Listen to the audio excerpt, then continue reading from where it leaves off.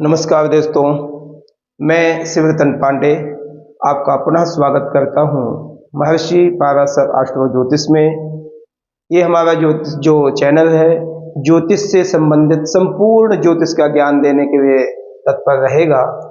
और हमने अभी तक काफ़ी बेसिक में वीडियो अपलोड, लगभग आज हमारी 40वीं वीडियो है। 40 वीडियो हम लोग ने अपलोड, 39 वीडियो हमने अपलोड कर दिए हैं।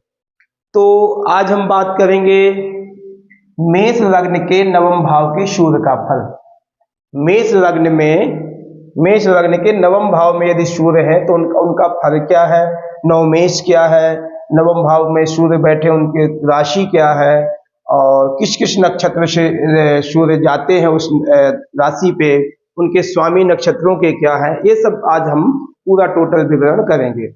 हमारे नवम भाव से हम क्या विचार करते हैं, हमें किस से संबंधित फायदा होगा, किस में नुकसान होगा, ये हम सब चीजें आज हम देखेंगे। सूर्य की दृष्टि कौन से भाव में पड़ रही है, ये सब चीजें हम ज्ञान करेंगे। तो आज हम सबसे पहले बात करेंगे, हमारे लग्नेश जो है मंगल है, भाग्येश यानी नवम भाव। यहां से हम जब क्लॉकवाइज जाएंगे, एंटी क्लॉक जाएंगे, तो हम यहाँ पर नवम भाव पाएंगे। 1 2 3 4 5 6 7 8 9 नवम भाव हो गया। नवम भाव में हमारे क्या बैठे हैं, भगवान सूर्य भास्कर बैठे हैं। ठीक है, तो नवमेश हमारे क्या है, बृहस्पति देवता गुरु महाराज है। बृहस्पति देवता हमारे नवमेश हो गए, नवम भाव के स्वामी। नवम भाव के यानी धनु राशि के स्वामी क्या है, हमारे बृहस्पति हैं। तो बृहस्पति आ गए।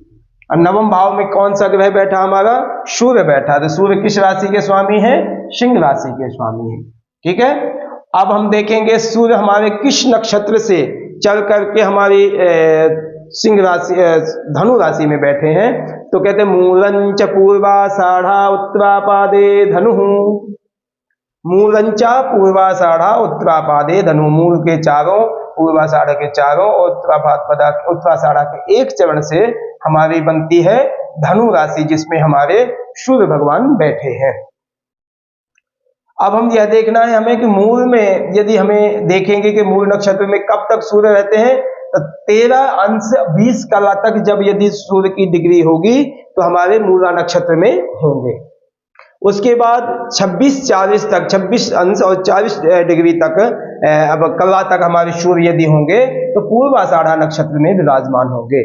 ठीक है, और उत्तराषाढ़ा तक 30 तक यानी 30 डिग्री तक हमारे उत्तराषाढ़ा नक्षत्र का प्रभाव रहेगा सूर्य पर। सूर्य उस राशि, उस नक्षत्र में बैठे होंगे। अब हम यह देखेंगे कि मूला नक्षत्र, पूर्वाषाढ़ा, उत्तराषाढ़ा, इनके नक्षत्रों के स्वामी क्या है, ये हमें प्रोडक्शन में बहुत इजी हो जाएगा।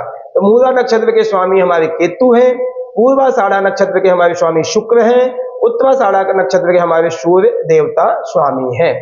तो हमें यह ज्ञान हो गया कि इन नक्षत्रों के स्वामी हमारे ये हैं। अब हमें यह इजी चार्ट समझ में आ जाएगा पूरा, कि हमें इसका प्रभाव कितने % मिलेगा, हमें इतना तक पता चल जाएगा। अब हम सूर्य कहाँ के हमारे स्वामी हैं, सिंह राशि के, पंचम भाव के स्वामी नवम भाव में बैठे हैं। और नवम भाव के स्वामी, अब हम देखेंगे बृहस्पति का प्रोडक्शन करेंगे, कहाँ कहाँ बैठने से क्या आपको फल मिलेगा। ठीक है, तो आज हम मेष लग्न के नवम भाव के स्वामी का विवरण करेंगे। सबसे पहले हमें यह देखना है कि नवम भाव से हम क्या क्या विचार करते हैं।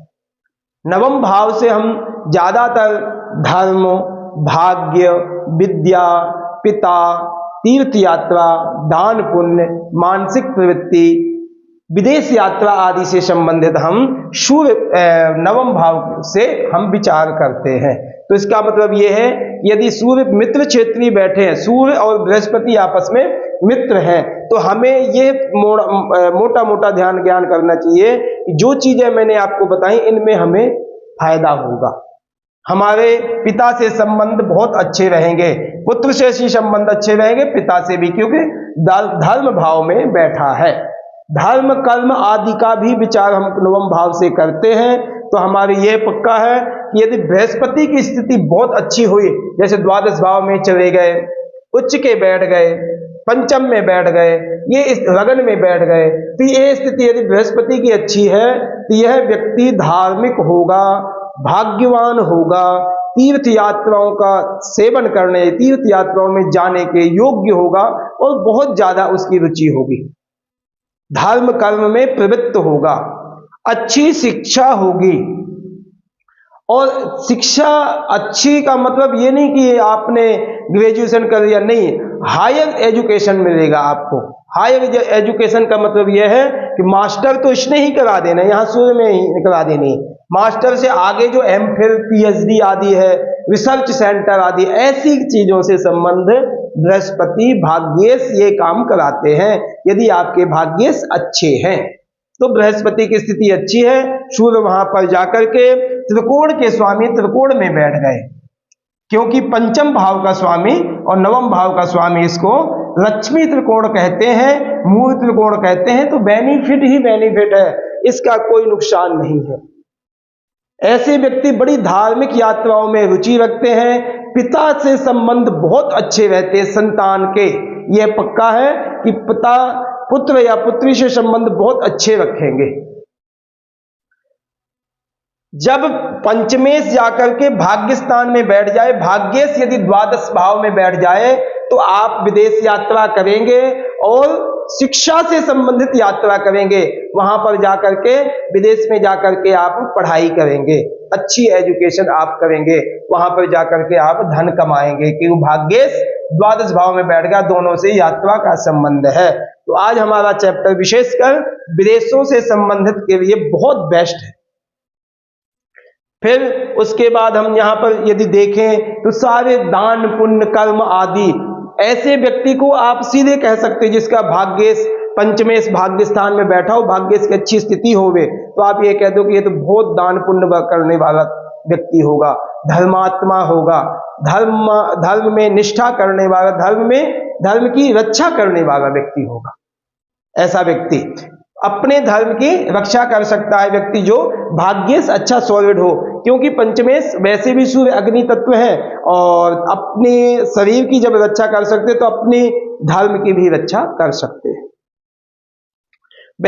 फिर बृहस्पति यहाँ के कारक हैं, बृहस्पति कारक होकर के और नवमेश हैं, द्वादश भाव में बैठेंगे तो यात्राओं से संबंधित जाकर के अपने स्वदेश में तो इज्जत कमाएंगे, विदेश में भी जाके इज्जत कमाएंगे, वहां पर जाकर के अच्छा एजुकेशन करके अपने नाम रोशन करेंगे, अपने देश का नाम रोशन करेंगे। ऐसे लोग जो भाग्य स्थान में सूर्य बैठे होते हैं। अब हम इसमें भी और ज्यादा प्रोटेक्शन करें, नीचे जाकर के कि उसमें देखें कि और जीरो से स्टार्ट करें, तो सूर्य की स्थिति हम देखते हैं सबसे पहले कि किस नक्षत्र में है। यदि 13 अंश 20 कला से अंदर है तो मूला नक्षत्र में हो। मूला नक्षत्र में यदि सूर्य है तो मूला नक्षत्र के स्वामी हमारे केतु है। केतु सूर्य का संबंध अच्छा नहीं है, बृहस्पति से तो ठीक है, मगर केतु सूर्य से संबंध अच्छा नहीं है।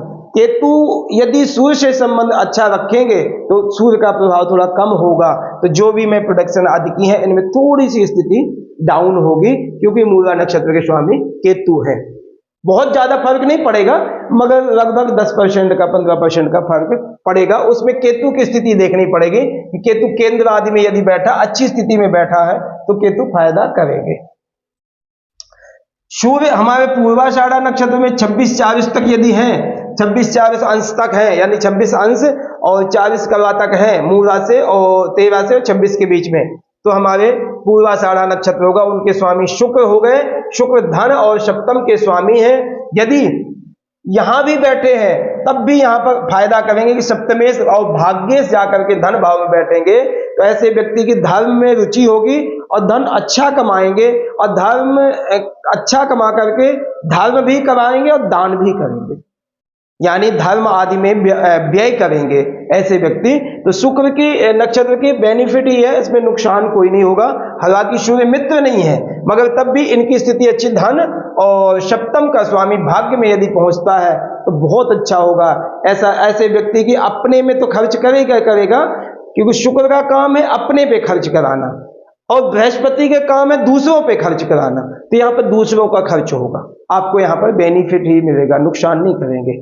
उसके बाद सूर्य की स्थिति यदि देखें तो उत्तराषाढ़ा नक्षत्र यानी 26-40 से 30 के बीच में यदि होगा तो उत्तराषाढ़ा नक्षत्र में उनका स्थिति होगी। सूर्य उत्तराषाढ़ा अपने नक्षत्र है उनका, उत्तराषाढ़ा अपने खुद उस नक्षत्र के स्वामी हैं, तो यदि यहाँ पर है वो तो सोने में सुहागा होगा और बेनिफिट आपको मिलेंगे।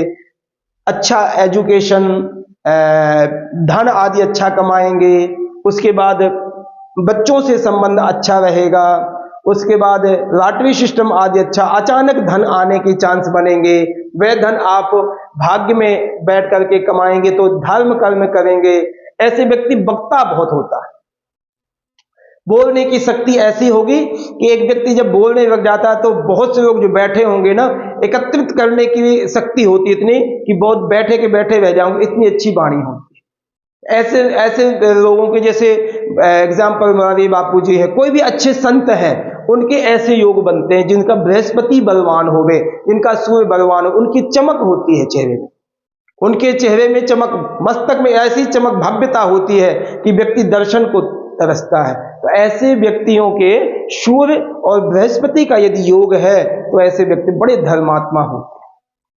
अब सूर्य की स्थिति यदि देखी जाए, भाग्य से बैठ करके तृतीय भाव को देखेंगे, 1 2 3 4 5 6 7, सप्तम दृष्टि इनकी तृतीय भाव को जाएगी।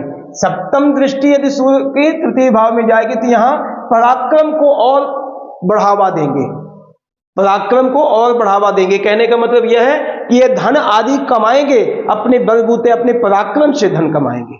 सुहृद संबंधियों से मित्रता होगी, पारिवारिक जनों से इकट्ठा होना, दोस्तों से, भाइयों से, जो एजुकेशन, प्राइमरी एजुकेशन वाले जो दोस्त हैं उनसे संबंध बहुत अच्छे रहेंगे। सुहृद संबंधी आदि से संबंध आपका यहाँ से बहुत अच्छी एजुकेशन तो देंगे, फायदा भी करेंगे और अच्छे प्यार मोहब्बत से, स्नेह से रहने के योग बनते हैं जो तृतीय भाव को सूर्य की दृष्टि पड़े। अब हम यदि देखते हैं कि हमारी विदेश यात्रा कब होगी, यदि हम, तो हमारी, आप ध्यान दीजिए, यदि पंचमेश की दशा चले, लग्नेश की, भाग्येश की यदि दशा चलती है, उस दशा में अंतर दशा प्रत्यंतर दशा में हमारी विदेश से संबंधित यात्रा भी होगी और सक्सेसफुल भी होगी और विद्या से संबंधित होगी, ऐसा हमें प्रतीत होता है। क्योंकि पंचम का संबंध यहां से है, लगन तो स्वाभाविक है, संबंध होना ही चाहिए, और चतुर्थ का भी संबंध विद्या से होता है, तो नवम का भी संबंध होगा तो हमारी द्वादश भाव की यात्रा कराएंगे। तो इन यात्राओं में यानी मंगल की, चंद्रमा की, सूर्य की और बृहस्पति यदि दशा आती है, इसमें अच्छी दशा होगी और ऐसे लोगों को विदेश यात्रा के योग बनेंगे। जब सबसे ज्यादा आज की स्थिति में सबके ज्यादा क्वेश्चन यही होते हैं कि हम विदेश जाएंगे, वहां धन कमाएंगे कि नहीं। आज ठीक है, पहले लोग विदेश नहीं जाना चाहते थे, मगर आज की स्थिति ऐसी हो गई कि धन हमें कमाना है तो विदेश जाकर के धन कमाना है। तो ऐसे लोगों को आप कह सकते हैं, तुरंत कह दो कि आप एजुकेशन करने विदेश जाओगे। यदि द्वादश भाव की स्थिति अच्छी है तो सब कुछ अच्छा होने के कारण से आप विदेश जाओगे, सूर्य की दशा में चले जाओगे, बृहस्पति में चले, चंद्रमा में, मंगल में, इन दशाओं में आपकी यात्रा होगी और कामयाब यात्रा होगी।